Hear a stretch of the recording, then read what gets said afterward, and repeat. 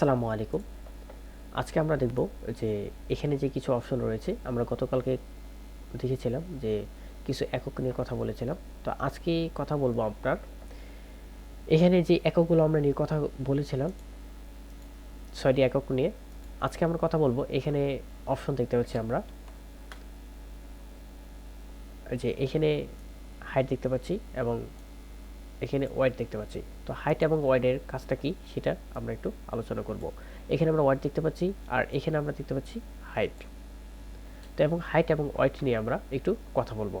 তো এখানে document height হলো আপনার ডকুমেন্টের উচ্চতা, এটাতেও এই ৬টি একক আছে। আর ডকুমেন্ট রেজলিউশন, তো আমরা এখানে দেখতে পাচ্ছি আরেকটা, সেটা হচ্ছে ডকুমেন্ট রেজলিউশন। তো ডকুমেন্ট রেজলিউশনটা হচ্ছে আমরা যখন কোনো কাজ করব, কোনো কাজের জন্য তৈরি করা হচ্ছে তা নির্দেশনা দেওয়া। যদি শুধুমাত্র অনলাইনে আপলোড করার জন্য হলে সেটা দেয়া আছে, তাই রাখুন। কিন্তু যদি আপনি এই যে ছবিটি তৈরি করতে চাচ্ছেন তা প্রিন্ট করতে চান, তবে রেজলিউশন অবশ্যই ৩০০ করে দিন। কারণ প্রিন্ট মিডিয়ার রেজলিউশন ৩০০। এই রেজলিউশন আপনি সর্বোচ্চ কোয়ালিটি সম্পন্ন ইমেজিং প্রিন্ট করতে পারবেন। তারপর আমরা নিচে একটা অপশন দেখতে পাচ্ছি, সেটা হচ্ছে কালার মোড। তো কালার মোডটা নিয়ে আমরা একটু কথা বলবো। তো এখানে আমরা একটা অপশন দেখতে পাচ্ছি, কালার মোড নামের একটা অপশন। তো এই কালার মোডের অপশনের মধ্যে আমরা, এটাও একটি বিশাল বড় একটি গুরুত্বপূর্ণ।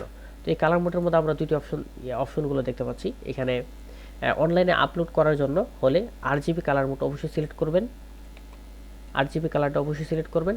আর যদি আপনি ছবিটি প্রিন্ট করতে চান, তবে আপনাকে 4 কালার অর্থাৎ CMYK কালারটা আপনাকে অবশ্যই সিলেক্ট করতে হবে। আজকের ভিডিওটা এই পর্যন্তই। সকলে ভালো থাকবেন। আসসালামু আলাইকুম।